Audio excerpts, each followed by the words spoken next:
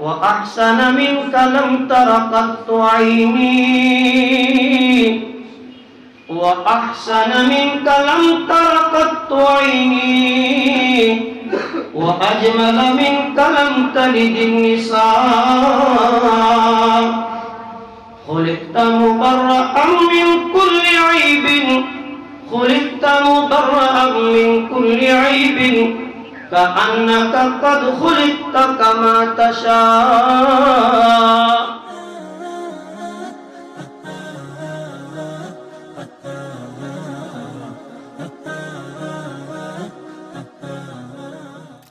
اور قرآن کریم میں پروردگار نے اعلان کیا کہ اگر تم میں سے کوئی مجھ سے محبت کرنا چاہتا ہے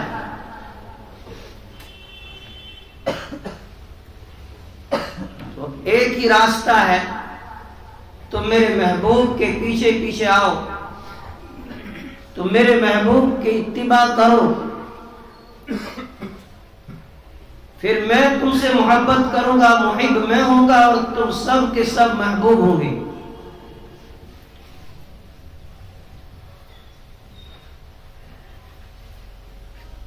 قرآن کریم کی اس آیت میں اللہ رب العالمین نے اعلان کیا قُلْ إِن كُنتُمْ تُحِبُّونَ اللَّهَ فَاتَّبِعُونِي يُحْبِبْكُمُ اللَّهُ.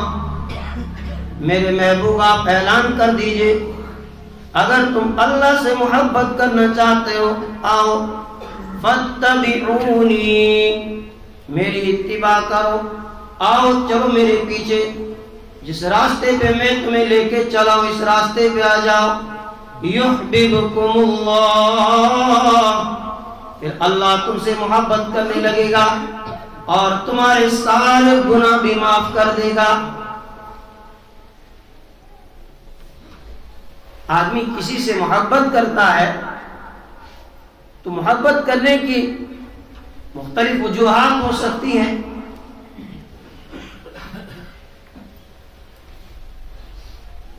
تو 4 سبب بتائے گئے ہیں محبت کے، جن اسباب کی وجہ سے عام طور پر آدمی ایک دوسرے سے محبت کرتے ہیں. ان میں پہلا سبب جمال ہے، حسن ہے، خوبصورتی ہے. کسی کی خوبصورتی کو دیکھ کے آدمی اس سے محبت کرنے لگتا ہے. دوسرا سبب کمال، کہ کسی کے اندر کوئی خوبی ہو، کوئی کمال ہو، کوئی اچھائی ہو، اس اچھائی کو دیکھ کر آپ اس سے محبت کرنے لگتے ہیں. اور تیسری چیز ہے احسان، کہ آپ کے اوپر کسی نے کوئی احسان کیا، اب آپ اس کے احسان مند ہوئے، اب آپ کے دل میں اس کے لیے محبت آئی، اس احسان کی وجہ سے آپ اس سے محبت کر رہے ہیں. اور چوتھی چیز ہے قرابت، رشتہ داری ہے، ماں اور بیٹے کا رشتہ ہے، بھائی بھائی کا آپس کا رشتہ ہے، میاں بیوی کا آپس کا رشتہ ہے. ان رشتوں کی بنیاد پر، اس قرابت کی بنیاد پر ہم ایک دوسرے سے محبت کرتے ہیں. میرے ایمانی بھائیوں، اس کائنات میں اگر حسن کی وجہ سے کسی سے محبت کرنی ہو تو پھر تو اس کائنات کے اندر میرے اور آپ کے آقا رحمت دو عالم صلی اللہ علیہ وسلم سے زیادہ کوئی حسین ہے ہی نہیں.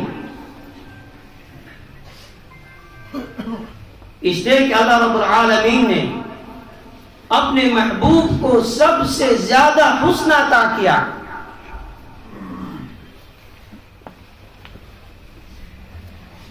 آپ سے بڑھ کر کوئی حسین ہے ہی نہیں. اور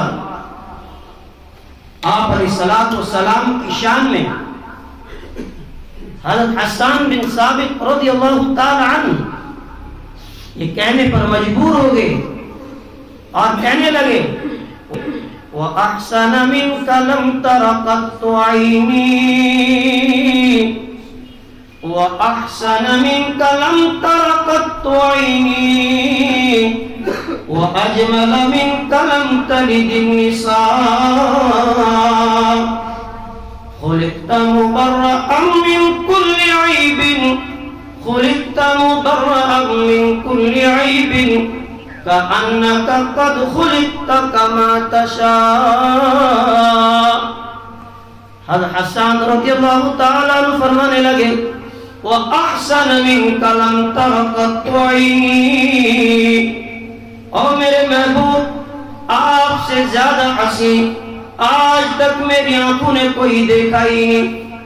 میری آنکھوں نے کیا بلکہ کائنات میں آج تک ایسی کوئی آنکھ آئی نہیں جس نے آپ سے زیادہ حسین کوئی دیکھا ہو. وَأَجْمَلَ مِنْكَ لَمْ تَلِدِ النِّسَاء. اور میرے محبوب آپ سے زیادہ جمیل آپ سے زیادہ خوبصورت آج تک کسی ماں نے کوئی بچہ جنائی نہیں. آج تک دنیا میں کوئی ایسی ماں آئی نہیں جس نے آپ سے زیادہ حسین آپ سے زیادہ جمیل آپ سے زیادہ خوبصورت کوئی بچہ جنا ہو. فرمایا آج تک دنیا میں کوئی ایسی ماں آئی نہیں. خلقت مبرأ من كل عیب. فرمایا اللہ نے آپ کو ہر عیب سے ہر نقص سے ہر کمی سے پاک رکھا. کأنک قد خلقت کما تشاء. حسان بن ثابت رضی اللہ تعالیٰ عنہ فرماتے ایسا لگتا ہے جیسے اللہ نے آپ سے پوچھ کے آپ کو کہا میرے محبوب آپ مجھے بتاؤ آپ کے لب کیسے بناؤ آپ کا چہرہ انور کیسے بناؤ آپ کی زلفیں کیسی بناؤ آپ کے دندان مبارک کیسے بناؤ. میں ایسا لگتا ہے کأنک قد خلقت کما تشاء کہ اللہ نے آپ کو آپ سے پوچھ کے بنایا ہے. یہ تعریف کر رہے ہیں حسان بن ثابت رضی اللہ تعالی عنہ آپ کو دیکھ کر کہ اللہ نے آپ کو اتنا حسین بنایا ہے. اور ابن مرارہ رضی اللہ تعالی عنہ کہتے ہیں کہ ایک مرتبہ میں رات کو مسجد نبوی کے اندر گیا اور میں نبی اکرم صلی اللہ علیہ وسلم کو مسجد نبوی کے صحن میں دیکھا. آپ لیٹے ہوئے ہیں اور 14ویں رات کا چاند نکلا ہوا ہے. تب میں کبھی آپ کے چہرے کو دیکھ رہا ہوں اور کبھی چاند کو دیکھ رہا ہوں. بار بار میں کبھی اوپر دیکھ رہا ہوں اور کبھی آپ کے چہرے انور کو دیکھ رہا ہوں اور یہ سوچ رہا ہوں یہ جو روشنی ہے یہ اس چاند کی ہے یا اس چاند کی ہے. جب میں نے دونوں چاندوں میں غور کیا آپ کے چہرے پہ بھی میں نے غور کیا اس چاند پہ بھی میں نے غور کیا کہ اس چاند میں مجھے دھبا تو نظر آیا لیکن آپ کے چہرے پہ مجھے کوئی نشان نظر نہیں آیا. یہ حسن ہے میرے اور آپ کے آقا رحمت دو عالم صلی اللہ علیہ وسلم کو اللہ نے جو عطا کیا. تو اس دنیا کے اندر آدمی جو کسی سے حسن کی بنیاد پر محبت کرتا ہے کسی کو خوبصورت دیکھ کر اس سے محبت کرنے لگتا ہے تو پھر اس کائنات میں میرے اور آپ کے آقا رحمت دو عالم صلی اللہ علیہ وسلم سے بڑا کوئی بھی حسین نہیں ہے. تو ہر ایمان والے کو چاہیے کہ اگر وہ حسن کی بنیاد پر کسی سے محبت کر رہا ہے وہ پھر کائنات کے پیغمبر رحمت دو عالم صلی اللہ علیہ وسلم سے محبت کرے اس لیے کہ آپ سے بڑا حسین اس دنیا کے اندر کوئی نہیں. اور محبت کا دوسرا سبب کمال. کسی کے اندر کوئی خوبی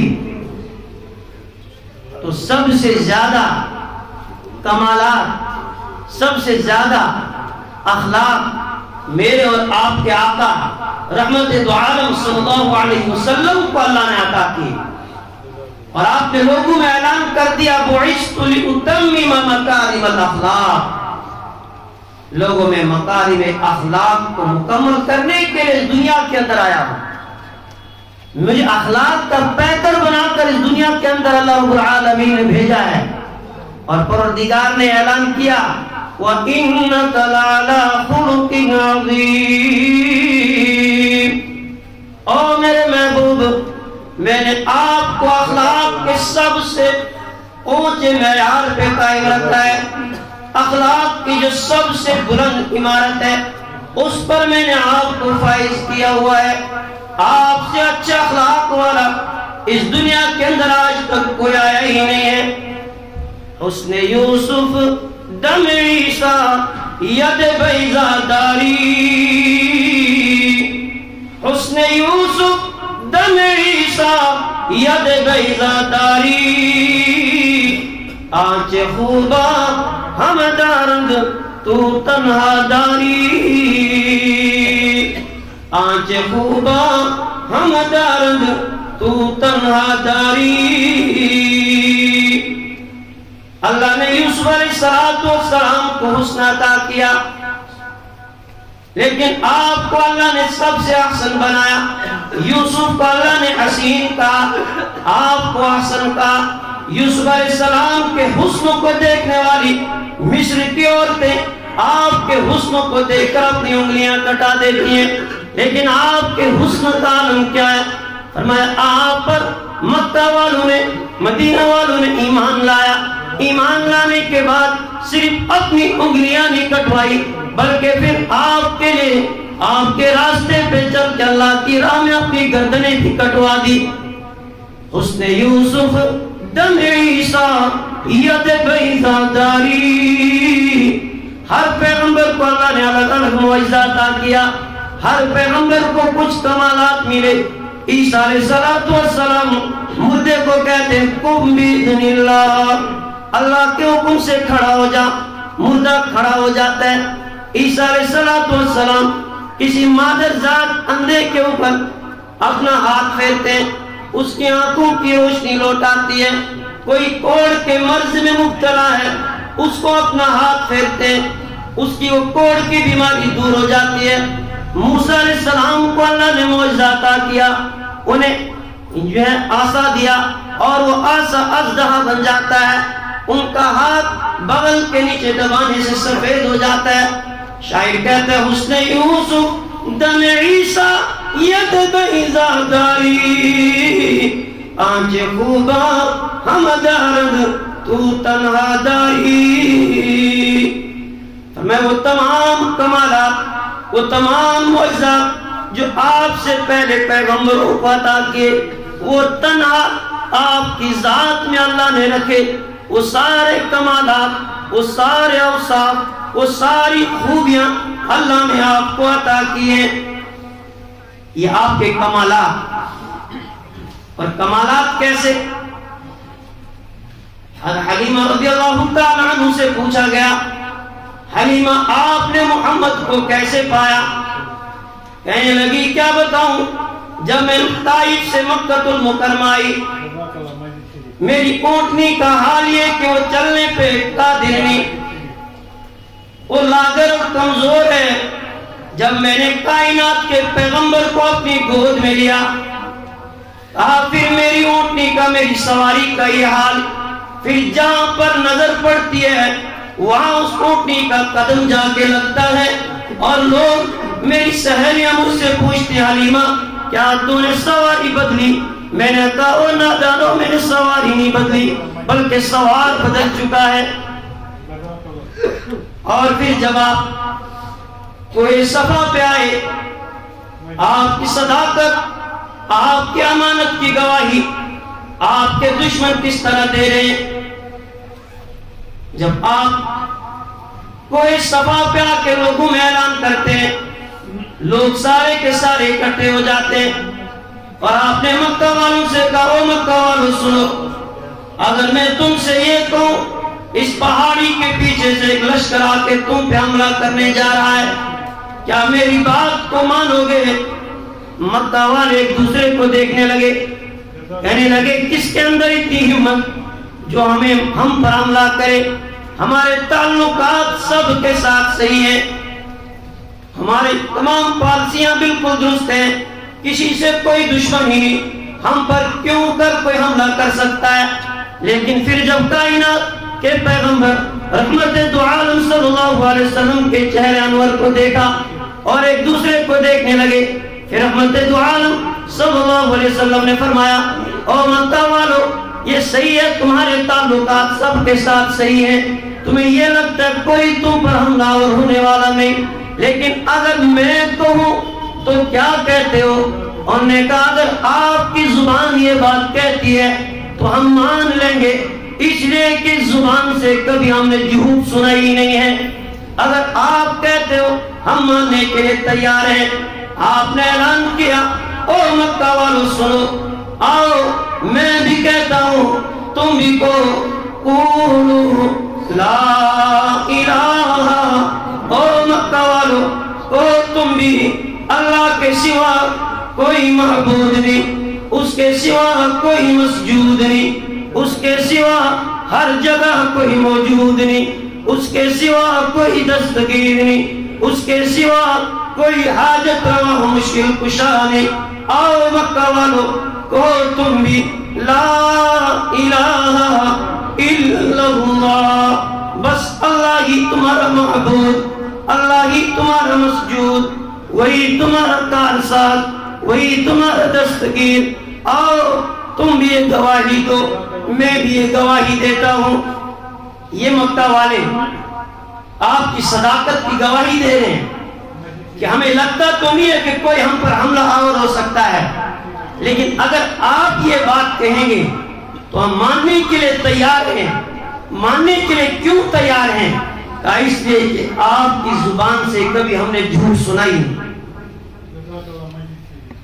یا آپ کے پڑوسی، آپ کے محلے والے آپ کے لیے گواہی دے رہے ہیں، یا آپ کے دشمن آپ کے لیے گواہی دے رہے ہیں۔ یہ آپ کے کمالات، اور ذرا آپ کے خادم کی گواہی جو نبی اکرم صلی اللہ علیہ وسلم کے حق میں انہوں نے دی ہے، وہ بھی آپ سنتے جائیں۔ حضرت زید رضی اللہ تعالیٰ عنہ ایک رئیس گھرانے کے فرد ہیں۔ کچھ لوگوں نے انہیں گرفتار کر کے لایا، قافلے سے بچھڑ گئے اور مکہ المکرمہ کے اندر انہیں بیچ دیا گیا۔ حضرت خدیجہ الکبریٰ رضی اللہ تعالیٰ عنہ کے پاس بکتے بکتے پہنچے۔ خدیجہ الکبریٰ رضی اللہ تعالیٰ عنہ نے حضرت زید رضی اللہ تعالیٰ عنہ کو نبی اکرم صلی اللہ علیہ وسلم کی خدمت میں دے دیا۔ نبی اکرم صلی اللہ علیہ وسلم کے دامن میں حضرت زید رضی اللہ تعالیٰ عنہ کو ایسا پیار ملا، ایسی شفقت اور ایسی محبت ملی۔ حضرت زید رضی اللہ تعالیٰ عنہ اپنے ماں باپ کو بھول گئے، اپنی بہنوں کو بھول گئے۔ باپ کو پتا چلا میرا بیٹا مکہ المکرمہ میں قریشی گھرانے میں ہے، اپنے بھائی کو ساتھ لیا اور چل پڑے۔ جدائی کا مارا ہوا باپ مکہ المکرمہ میں پہنچتا ہے۔ حضرت زید رضی اللہ تعالیٰ عنہ سے ملاقات ہوئی، کہا بیٹے کیا بتاؤں، جب سے آپ ہم سے بچھڑ گئے ہیں ہماری گھر کے اندر خوشیوں کے بجائے ماتم چھایا ہوا ہے۔ آپ کی ماں کی آنکھوں کی روشنی آپ کو تکتے تکتے نکل ختم ہو چکی ہے۔ آپ کی بہنیں دروازے کی چوکھٹ پہ آ کے آپ کا انتظار کر رہی ہیں، تب ہمارا بھائی آئے ہم اس کو دیکھیں، اور مجھے پتا چلا میں آپ کی تلاش میں آج مکہ المکرمہ پہنچا ہوں۔ بیٹے آؤ میں تمہیں لینے کے لیے آیا ہوں، آؤ میں تمہیں تمہاری ماں سے ملواؤں گا، آؤ میں تمہیں تمہاری بہنوں سے ملواؤں گا۔ وہ جدائی کی ماری ہوئی رو رہی ہیں، نہ کھا رہی ہیں نہ پی رہی ہیں، ان کی زندگی سے چین و سکون ختم ہو چکا ہے۔ حضرت زید رضی اللہ تعالیٰ نے فرمایا ابا جان آپ کی بات صحیح، لیکن ذرا آؤ تو صحیح، میرے آقا سے ملاقات کر کے تو جاؤ۔ حضرت زید رضی اللہ تعالیٰ عنہ کے والد رحمت دو عالم صلی اللہ علیہ وسلم کی خدمت میں حاضر ہوتے۔ اللہ کے پیغمبر صلی اللہ علیہ وسلم نے حضرت زید رضی اللہ تعالیٰ عنہ کے والد کا اکرام کیا۔ زید کے والد نے کہا اے اللہ کے رسول آپ مجھے بتائیے آپ نے میرے بیٹے کو خریدنے پہ کتنی رقم لگائی ہے، میں اس سے دگنی رقم آپ کو دے دوں گا، لیکن آپ میرے بیٹے کو آزاد کر دیجئے، آپ میرے بیٹے کو میرے ساتھ بھیج دیجئے، میں آپ کو رقم دے کے اس سے لے جاؤں گا۔ اللہ کے پیغمبر صلی اللہ علیہ وسلم نے فرمایا میں آپ سے رقم نہیں لوں گا، ہم تو زید کو تحفے تحائف دے کر یہاں سے رخصت کریں گے۔ میں تو جوڑنے کے لیے آیا ہوں، توڑنے کے لیے نہیں، میں تو وصل کرنے کے لیے آیا ہوں۔ فصل کرنے کے لیے نہیں، میں تو تمہیں جوڑنے کے لیے آیا ہوں۔ لیکن ذرا آپ زید سے بھی پوچھئے، اگر زید جانا چاہتا ہے میری طرف سے کوئی رکاوٹ نہیں۔ باپ خوش ہو گیا، بیٹے سے کہا بیٹے آ جا، میں آج تجھے لینے کے لیے آیا ہوں اور تیرے آقا نے اجازت دے دی ہے۔ حضرت زید رضی اللہ تعالیٰ اپنے باپ کے چہرے کو ایک نظر ڈالتے ہیں، پھر کائنات کے پیغمبر رحمت دو عالم صلی اللہ علیہ وسلم کے چہرے انور کو دیکھتے ہیں اور باپ سے کہتے ہیں ابا جان بات تو آپ ٹھیک کہہ رہے ہیں، لیکن میں کائنات کے پیغمبر کا در چھوڑ نہیں سکتا، اس لیے کہ اس در پہ مجھے وہ پیار ملا جو میرا باپ مجھے دے نہیں سکتا تھا، اس در پہ مجھے وہ محبت ملی جو میری ماں مجھے دے نہیں سکتی تھی، اب اس در کو کیسے چھوڑ سکتا ہوں؟ جاؤ میری ماں سے کہہ دینا زندگی رہی کبھی آؤں گا ملاقات کے لیے، نہ رہی تو آخرت میں ملاقات کروں گا۔ جاؤ میری بہنوں سے کہہ دینا میں آ نہیں سکتا اس لیے کہ میں کائنات کے پیغمبر کی جدائی برداشت نہیں کر سکتا، ماں کی جدائی سہ سکتا ہوں، باپ کی جدائی سہ لیتا ہوں، بہنوں کی جدائی بھی سہ لوں گا۔ باپ نے کہا بیٹے آؤ، میں تو تمہیں غلامی سے نجات دلانے کے لیے آیا ہوں، تم تو غلامی کی زندگی گزار رہے ہو۔ زید رضی اللہ تعالیٰ عنہ کا جواب کیا آیا؟ محمد کی غلامی ہے سند آزاد ہونے کی، محمد کی غلامی ہے سند آزاد ہونے کی، دامن توحید میں آباد ہونے کی، خدا کے دامن توحید میں آباد ہونے کی۔ ابا جان کس غلامی کی تم بات کرتے ہو؟ اس غلامی پہ ہزاروں آزادیاں قربان، ہزاروں آزادیاں قربان، ایسی غلامی پہ مجھے یہ غلامی منظور، مگر میں یہ در چھوڑ نہیں سکتا ہوں۔ یہ محبت تھی زید رضی اللہ تعالیٰ عنہ کے دل میں، یہ کمال تھا آپ کا، یہ اوصاف تھے آپ کے، یہ اخلاق تھے آپ کے کہ آپ کے غلام آپ کے لیے الفاظ کہنے پر مجبور ہیں۔ باپ سے کہا کہ آپ سے محبت ہے، لیکن کیا کروں کہ کائنات کے پیغمبر کی محبت آپ کی محبت سے بڑھ کے ہے، اسے درد کو چھوڑ نہیں سکتا ہوں۔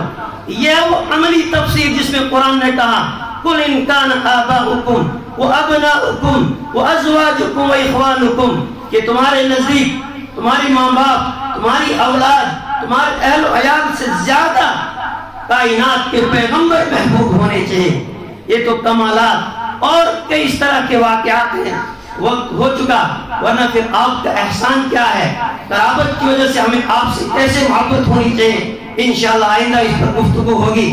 میرے ایمانی بھائیوں، ہم سب یہ ارادہ کریں کہ ہم اس کائنات میں سب سے زیادہ محبوب اللہ کے پیغمبر صلی اللہ علیہ وسلم کو رکھیں گے، ان کے ایک ایک ادا کو اپنائیں گے، ان کے بتائے ہوئے طریقے کے اوپر عمل کریں گے، دنیا میں بھی کامیاب رہیں گے، آخرت میں بھی کامیاب رہیں گے۔